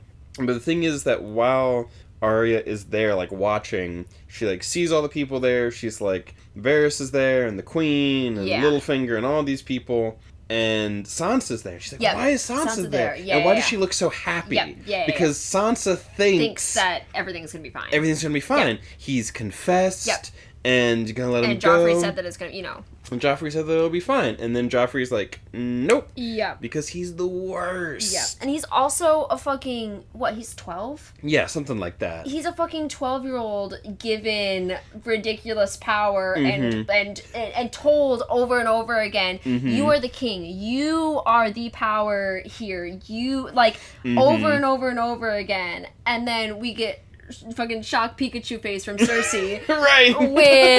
When he actually is like, no, I am the king, you know, like, nope, I'm the king and I'm gonna she expects use him that to power. listen to her, but like, no, you've been like pumping him full of you are the shit for years. And he gets everything he wants always. Yep. You know? Even before he was the king, like, my word is law. Yep. And so it's like Sir Ilan Payne, there he is. Yep. Yeah. He's the one who kills Ned because he's the executioner, and he has Ice, the sword that's like Ned's sword, and Arya's like super upset about that. And Yoren, this like random Night's Watch guy. Is that who that is? I fully couldn't remember who that was. Who like came up to her and like was like, oh, let's get out of here. Like. Yoren, yes, his name is Yoren. So it said Yoren. I knew the name, but that doesn't. Who is Yoren? Where is he from? What is he? He's a Night's Watch guy. He's a Night's Watch guy. Yeah, he came down and he like talked to Ned at one point in like an earlier chapter. Got you. Yeah. I'd have to like go back and like find, but like he just like is a Night's Watch guy who had been like sent down to go like, you know, be like, hey, we need more people and whatnot. And he like talked to Ned at one point because Ned's the only motherfucker who actually gives a shit about the Night's Watch because he's like from the north and stuff. So it's just like he's just a guy who was conveniently there. Got you. I was gonna like ask you when we got to this. I was like, because I like this guy came up and I knew I was like said the name like I was supposed to know it, and I was like, I don't know. Yeah, well, like, honestly, me too. I'm just like, and who is this guy supposed to be? It's like, Yoren. And I'm like, oh, yeah, he is one of the, like, Night's Watch people, I guess. Got you. But, like, he didn't do anything super important before this. He was just, like, sent down to go, like, do more Night's Watch, like, recruiting, send us more prisoners and stuff, you know, we need more people. And I think Ned was just the only one who, like, talked to him because Ned is like, oh, yeah, the Night's Watch. Yep, yeah. That's an important thing. That's an important thing. Like, you know, I actually, like, because the North actually has a relationship with the Night's Watch, since that's where the Wall is, Ned was just, like, the only guy who actually, like, bothered to, like, meet with him and talk with him, I think. Got you. And so Arya, like, saw that happen at one point, so she's like, oh, I recognize this guy. Okay. And he's like, don't look. Yeah, which... Good dude. Yes, he's just like, nope, just look at me, just look at me. Yeah. But Sansa, Yep, and it's just like, it's like, boy. Yep, over and over, he's like, don't. Don't. You cannot be recognized here. You cannot be recognized right now, we gotta go. And so, Arya gets kind of, but she's not happy about this, of course, but this is, you know, the best thing for her right now. And it's like, we gotta get out of here. We gotta get out of here. Because, like, there's, like, starts to get, like, unrest type of stuff happening, right? Yeah. After that happens? Yeah, I think so. Like shit starts kind of, like, going crazy because it's, like, clearly... This isn't right, This isn't right because it's also, like... We get, like, some because, like, random... politically, this is horrible. Like, it's the whole, like, war shit. Like, this, just he's more useful alive than dead. He's continuing the war, like... in that way, and like the Starks will remember this, right? You know, because also it's like it's so clear because it's like he says this and then like Varys runs up to him and is like waving his arms. Cersei's like saying things to him and like everyone's trying to like tell him no, like very obviously, and then he just like does it anyway. And also like we get like this like random like random people are just like talking about like, oh, what's going on? Like, oh, they're the Hand, he's being like taken it's here. Like, it's like, so obvious to everyone that he's going to be sent to the Wall. Like he's an important lord or whatever. Yeah, because someone's like, oh, they're gonna like finally kill the traitor, and someone's like, you idiot, they don't kill people at the Sept, at the church. Yeah, this is the fucking Vatican. Yeah. We're going to the Vatican to see this guy. Like, they don't execute people there. Yeah. What do you that's stupid. And then they execute him there because Joffrey's stupid. Yeah.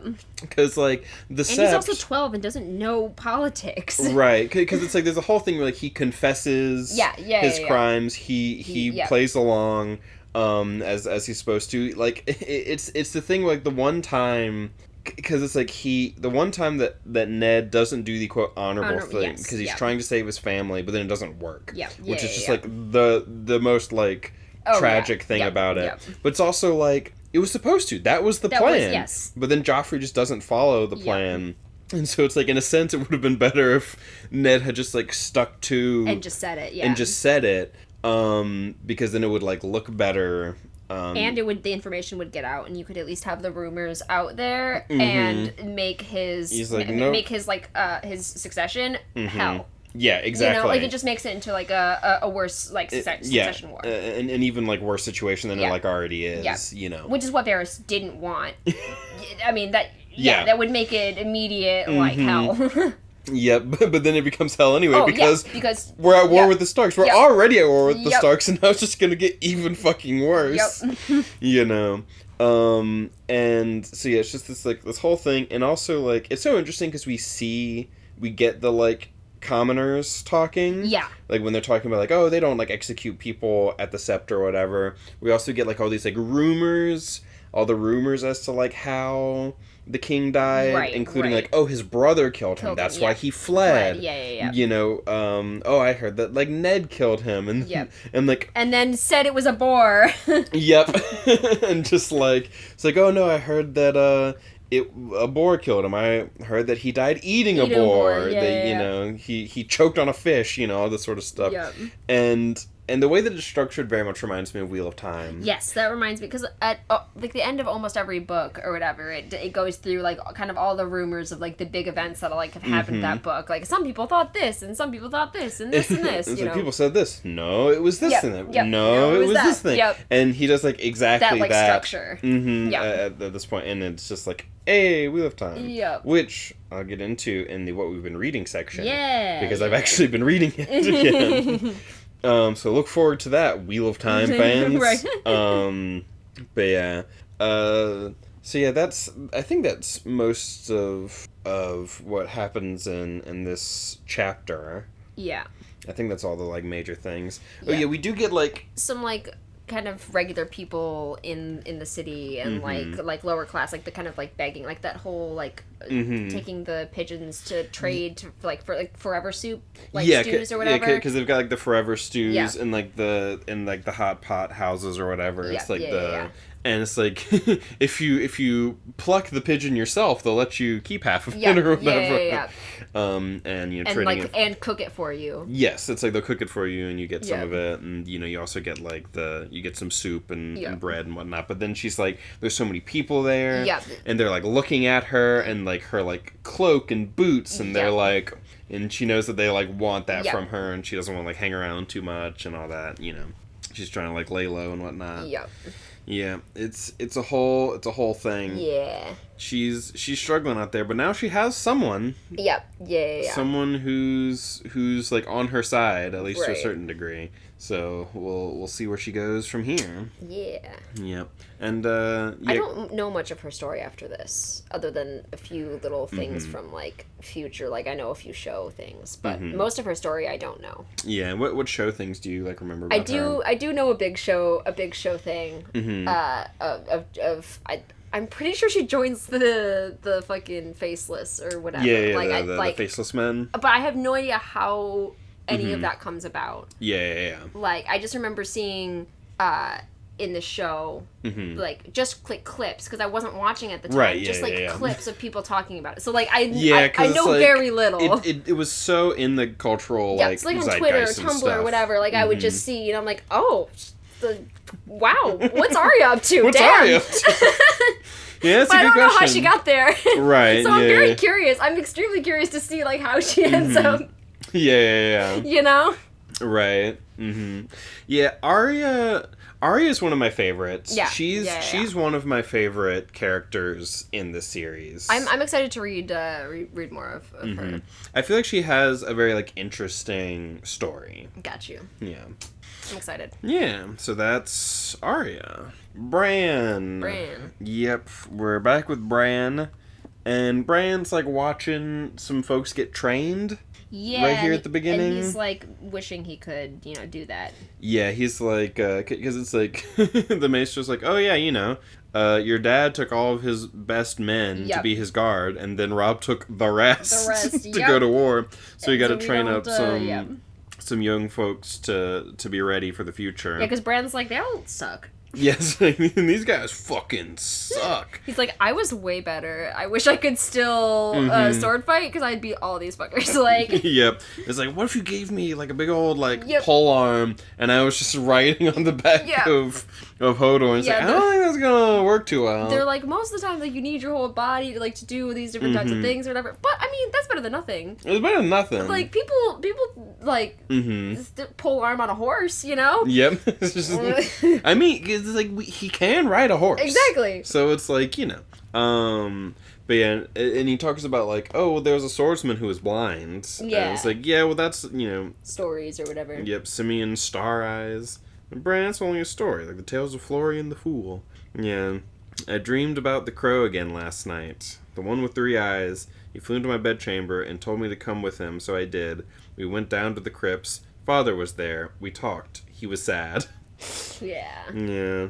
And why was that? It was something to do with John, I think. The dream had been deeply disturbing, more so than any of the other crow dreams, which is like, oh, so he's having other crow dreams too as well. So Bran's having prophetic dreams about his dad. As you do. As you do, And he's like, I want to go down to the crypts, but Hodor doesn't like going down to the crypts. Yeah, like he won't go in. He won't go in. He gets scared.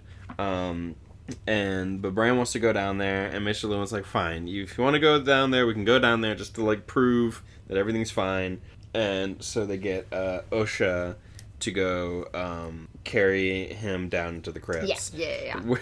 She's like, I got you. She's like, I've been all over the, I've been all over the place. It's like, fine. I got it. I don't give a shit. I'm not scared of some fucking hole in the ground. I've been, because, like, she's from, like, the Beyond the Wall and shit. Yeah. Like, she's alright with shit. Yep, she's like, this is nothing. This is, like, minimal magic shit. Exactly. Because they have this whole, like, talk about, like, the Children of the Forest and stuff. That comes later, but like Osha, like there's a whole thing like Maester and Osha, where Maester's like, that shit's not true, and then Osha's like, you wanna bet? Yeah. it is up past the wall, and they go down into the crypt. Because they're talking about like Children of the Forest and stuff. Yes, they do talk about the Children of the Forest and stuff, but they go down into the crypt. And Bran is rattling off his history. His history lessons about it. And so we get like a bunch of stuff. He goes over like all the all the previous Winterfell kings. The statues. Yep, they were the kings of winter, Bran whispered. Osha smiled. Winter's got no king. If you'd seen it, you'd know that, summer boy. They were the kings in the north for thousands of years. And we get like a whole long list of them, like who they are and whatnot. Because he's going from like thing to thing, like like talking about all of them and stuff. Yep. Which is fun because like at the beginning, like right after his accident and stuff, like his nan or whatever was telling these stories again or whatever. And he was like super like depressed and was like, I don't want to hear about any of these ones, all of that, and just like seeing him being like excitedly pointing them all out and stuff like that. Yeah, it's nice. The only one that I like bothered to kind of like underline was Torrhen Stark, the king who knelt, the last king in the north and the first lord of Winterfell after he yielded to Aegon the Conqueror. Right. And so that's just kind of like an interesting one. But they had like all these kings before who, did all kinds of crazy shit, just Theon Stark's the real thin one with the long hair and the skinny beard. They called him the Hungry Wolf because he was always at war, just stuff like that. Yeah. But a lot of them were just kind of like names and things that they did. But, they had been kings. Is Theon Greyjoy named after that, then? No, because he's from somewhere else, isn't he? Yeah, because he's a Greyjoy, but the Greyjoys are kind of like, north but not north. Okay. Because they're on these, like, islands. Yeah, I was gonna say, they're on the sea somewhere. Yeah, they're on these, like, islands that are, like, up in the north. Okay. So they're, like, kind of north, but kind of their own thing because they're on these, like, islands separate, so they kind of have, like, their own cultural stuff going on, while still being, like, kind of part of it. Well, actually, technically, according to this map, they're, in like, the south, but, like, the upper part of the south, because it's the Iron Islands over here. Gotcha. Well, I guess actually this map, they have the north and the south, and at the bottom part of the north map, you see the Iron Islands, and at the top part of the south map, you also see them. So they kind of... that little peninsula there. Yep, and so, like, the Iron Islands are sort of, in kind of, like, the middle, but, what we know is that, like, the Greyjoys had some sort of rebellion, and Theon was given as, like, a award. Right. And so it's like... Got you, okay. Theon is maybe more just kind of like, oh, it's, culturally, it's of the, like, old men, because there's, like, the Children of the Forest, and the Children of the Forest got replaced by... It's over near Riverrun. Yeah. Yeah, it is over near Riverrun. Because it's like the Children of the Forest got, like, run out by a new set of people. And they were the first men. So it's like Theon, I guess, is probably just like a first men name, Got you. Yeah. That makes sense. Yeah. Sorry, now I'm, like, looking at the map. Yep. Because when you go through all those old names, you also, like, one of the first ones that he says is Jon Stark. So it's like, a lot of these sort of names are just kind of northern names in general. Your Jons, your Brandons, your Theons. I was just looking over the map. Now that I have, like, some more, like, names and places and all of that. More context for I some can, of these like, things. look at the map and be like, okay. Mm-hmm. But yeah, because Torrhen Stark, the king who knelt, shares his name with the Karstark, when the Karstarks who, like, died for Robb in that battle, which is just kind of, like, an interesting little thing. Yep. And then Bran's also, like, explaining to Osha about, like, the war that just happened with, like, Robert and Prince Rhaegar and all that sort of stuff, because they see, like, Lyanna's tomb and whatnot. Yeah. And they see Lord Eddard's tomb, for when his time comes. Is this where you saw your father in your dream, Bran? And it's like, yeah. See, he's not there. Yeah. Nor will he be for many years. Dreams are only dreams, child. And then, little fucking baby Rickon is also there with Shaggy Dog. Because Maester, like, sticks his hand into the shadows. Like, see, there's nothing there, and sticks his hand into the shadow, and his dog bites his hand. Yep, Shaggy Dog fucking bites the Maester, and Rickon's like, don't you fucking dare. Yeah, you let my father be. You let him be. Rickon, your father's not here. Yes, he is. I saw him. I saw him last night. In your dreams? Yeah. Yeah. He's coming home now, like he promised. Yeah, so Rickon's, like... Yeah. All upset about it. And also, Shaggy Dog had been, like, chained up in the kennels. Yeah, and Rickon, let him free, let him loose. He doesn't like chains. And then, there's this whole thing about, like, the truth is hard, but the wolf has to be chained or killed, Bran thought. He was not made for chains. He'll wait in your tower. We will wait in your tower, all of us.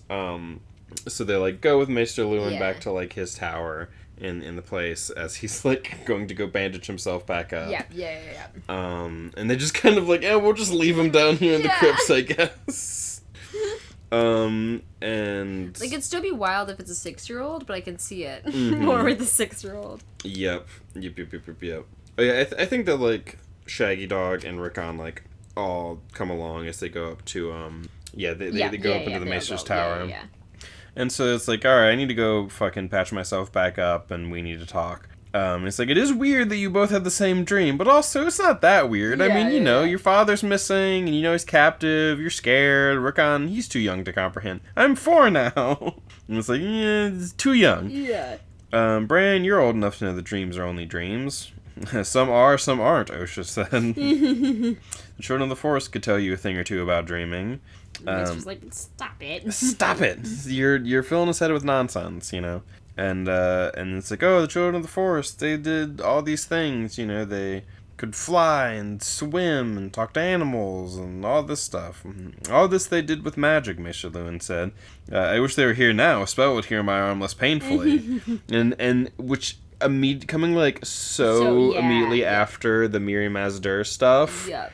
It's just like, oh yeah, I wish we had magic, and then you see like magic happening over here, and you're like maybe not. Maybe not, actually. But yeah. And actually, there's a bit where the man who trusts in spells is dueling with a glass sword. Just a line from the Maester. And then he's like, here, have a look at these. And he shows them the obsidian arrowheads. Yeah. Which Osha calls dragon glass.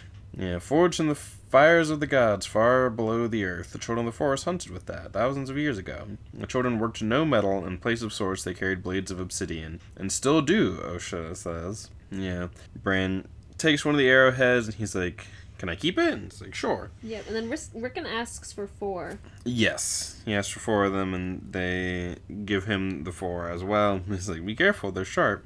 Let me just give the 4-year-old, sharp arrowheads. Give him more knives. Yeah, just give the 4-year-old more knives. Oh boy. And then outside of the ones that he has procured on his own. Yes. And then Brandon's like, tell me about the children of the forest. I want to know about them. And so it's like, okay. So then we get a big old lore dump about the children of the forest, which is super interesting because we get like a big bit of like history. Yeah. Where it's like, and they're like hobbits. Yeah, they're like little hobbits. They're very fey. They don't use metal. They have magic. Yeah. They're kind of like sort of small and leprechaun-y, Yeah. And their wise men were called green seers and carved strange faces in the weirwoods to keep watch on the woods. So that's where the weirwood faces come from. They come from the children of the forest who carved them on there for their gods to see. And 12,000 years ago, the first men appeared from the east, crossing the broken arm of Dorne. But then, and they're like, before it's broken. Yes, back before it was broken. They came with bronze swords and great leathern shields, riding horses. No horse had ever been seen on this side of the narrow sea.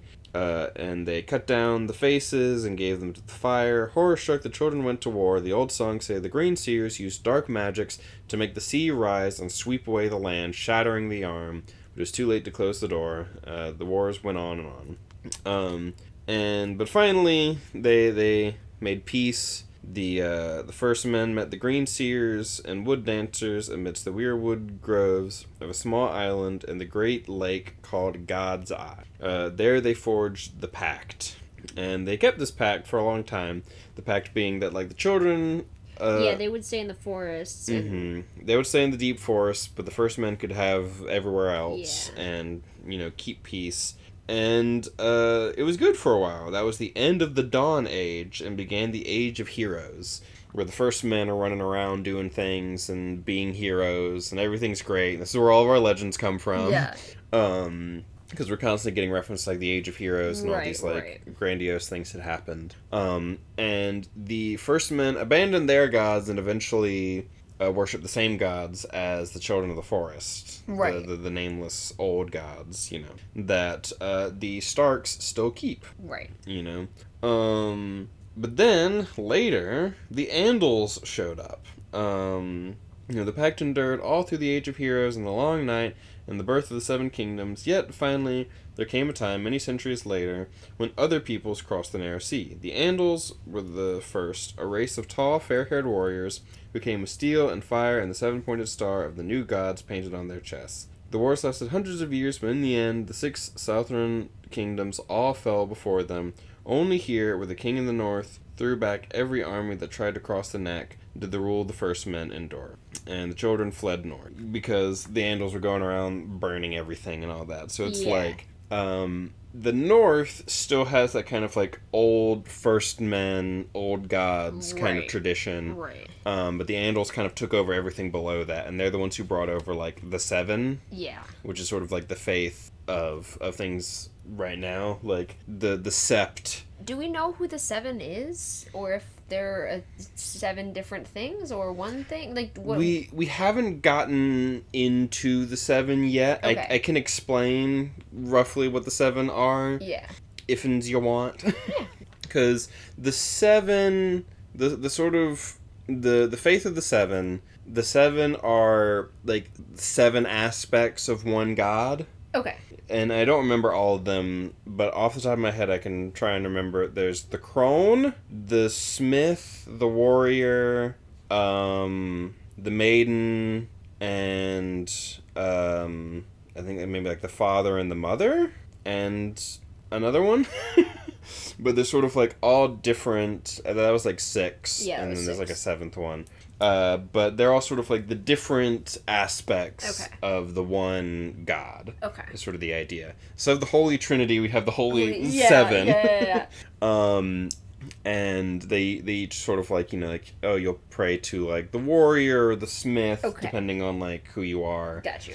It's like you believe in all the 7, but it's sort of like each one kind of like, there's like the mother and the father, and the crone is sort of like the mysterious one, and the maiden is like the young woman. It's these different sort of like archetypes that the 7 sort of like represent, and they're the sort of current major religion. Okay. Like whenever we talked about like septons and all that sort of stuff, like whenever like the place that Ned got executed, was the High Septon or whatever the guy's fucking name was called, the Pope. The Pope's the Pope's like, hey King, don't fucking execute this guy, and it's like, get out of here, Pope, I don't care. I'm the king.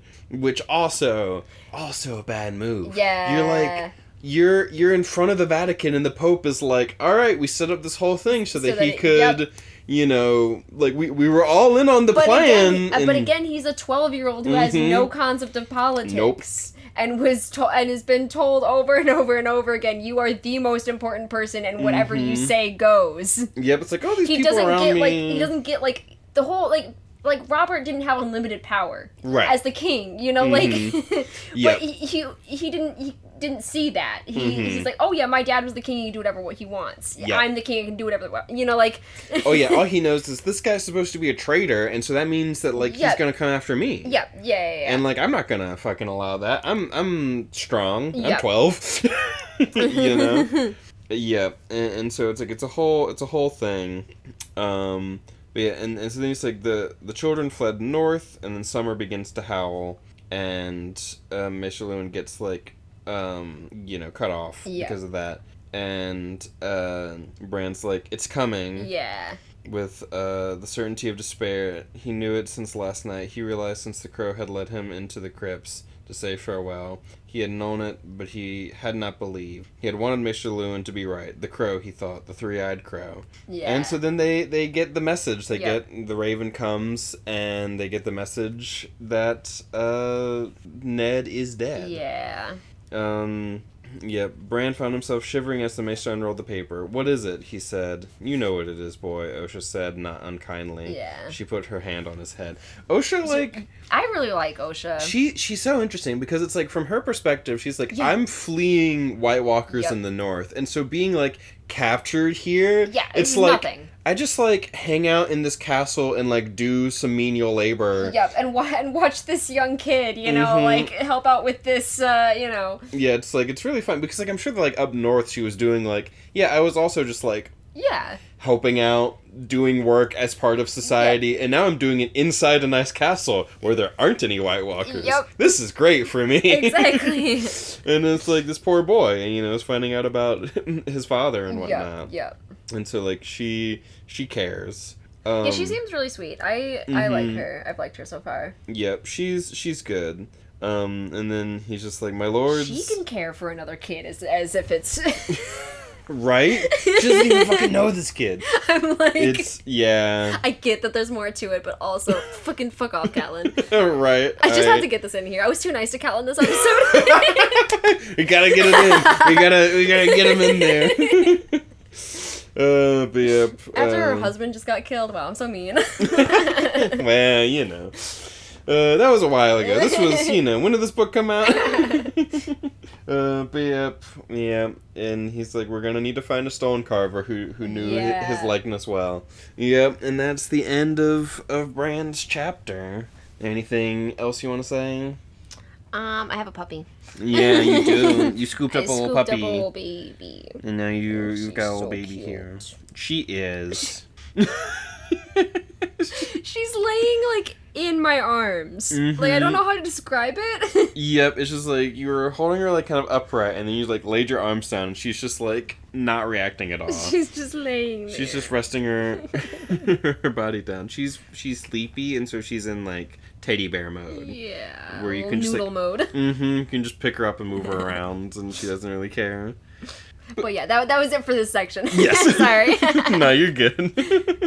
Alrighty, and now what we've been reading. Yeah. You wanna go first? Yeah, I finally finished Heart of Winter. Heart of Winter. I always want to call it Winter's Heart, yep. But it's not Winter's Heart, it's Heart of Winter. The other way around. It was a book. Yeah, it's a wild one.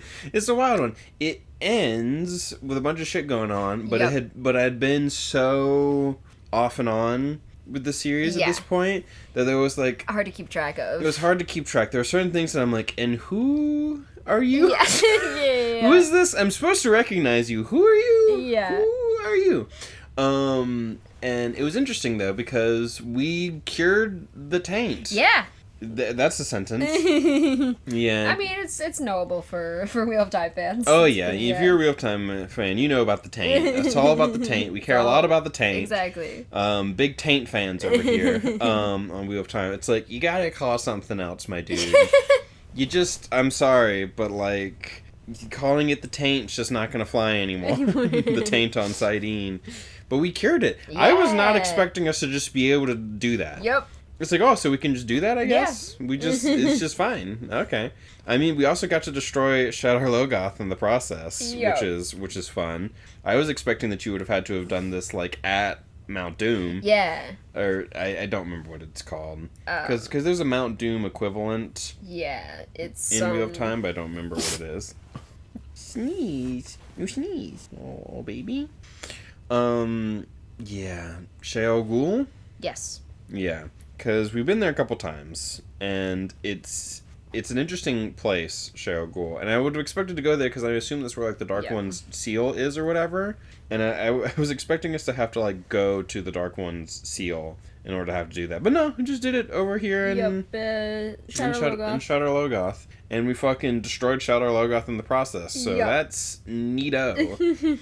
And I think we also killed one of the Forsaken in the process by accident, essentially. Yeah, which is funny because... I can't remember if it was Osingar or Osingar. It's one of them. Yeah, I think it's Osingar, maybe. Yeah, I mixed those two up. Yeah. Because, mm-hmm. Because it's Osingar and Osingar. Right, yeah, because it's like one of the fucking Ashaman was secretly him. I normally am like, it's Ashingar or Osingar. Yep. That's one person's name. The other person's name is Halima because I just go by their because they use that name like for yeah. Yeah, that's Halima / I can't remember if it's Osingar or Osingar. / whatever the name was before being reincarnated by the Dark One or whatever. I think it was Agenor. Yeah, because it's like... Because this whole thing is like... It's Agenor and like... are the two ones that come back as Osingar and Osingar. Yeah, because it's the two who get like unceremoniously killed in book 1 or whatever. Yeah. And so they get to come back and get unceremoniously killed again later, which is hilarious. Someone in the comments of the video for the audiobook was like, this book really makes the Forsaken seem like a bunch of incompetent idiots or whatever. They kind of are. Because it's like, oh man, this shit's happening, we all gotta go fucking try and stop it, and none of them are able to. They all fuck it up real bad. Yep. It's a bit the point. Yeah. Because they're too doing, like... They can only think of the world as how they left it. Like, yes. Like, their technology level, their, like social, like, all of that type of stuff. And they have a bit of a hard time in, like, a completely different time. You know, like, the technology level is off, like, all of that. They don't see these people as people. No, which is fascinating, and like so like below that, like they're not. Yeah, it's fascinating because it plays with one of the things that I really like. The idea, it's like people in the past were just like people are now. Yeah. Like, and they have a really hard time with it. Because like sometimes I get a little annoyed with people because people will be like, "Oh, attention spans these days are so bad because of social media," and it's like. People used to read the newspaper on, like, trains and, like... And that was, like, a thing that people talked about. It was like, oh, like, you know... Yep, it's like, oh, you know, you can't... You're not paying attention to the world around you. You were just, you know... Yep, and instead of being like, oh, kids on their phones, is people fucking reading the newspaper all the time. Like, you know, you're listening to the radio, whatever, whatever else. You're trying to have a conversation with someone, and they're over there reading the newspaper. Trying to have a conversation with someone, they're over there looking at their phone. It's the same thing.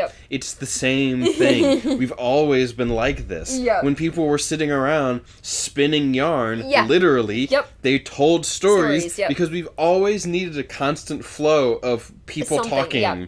Yeah. Like, hearing people talking, having something to engage us. Like, it's like... Yeah, we don't do well with boredom. We don't do well with boredom, and we never have. It's always been a part of our thing. Stop it. Like, yes, why do we have so much entertainment? Yes, it's like, the person who I'm like, is the most fucking right about this. There was, like... Michael from Vsauce. Yeah. He was being like interviewed by. Hey, Vsauce, Michael here. He was being interviewed by Anthony from Smosh. Yeah.